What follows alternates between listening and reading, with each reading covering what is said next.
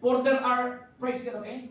I will therefore put you in remembrance, though ye once knew this, how that the Lord, having saved the people out of the land of Egypt, afterward destroyed them that believed. Stay there, sister. The story of saved people from Egypt is the best example, the most clear example, that our God, hallelujah, is a God of righteousness and holiness. Yes. I want you to understand this verse.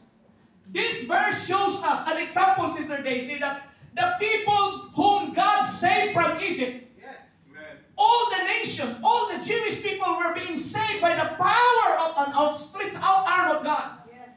The Lord had made a miracle, praise God, to divide the Red Sea. Yes. And the whole nation walked on the dry ground, and it was a miracle. Yes.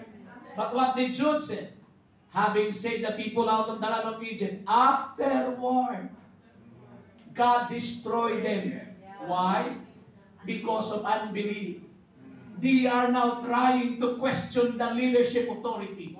Moses, praise God, utal-utal si Moses. Moses cannot speak straight. Why you become our coordinator?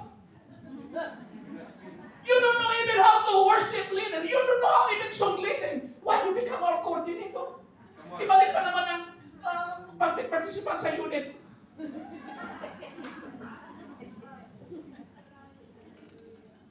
You're already baptized. God already saved you. God already cleansed you.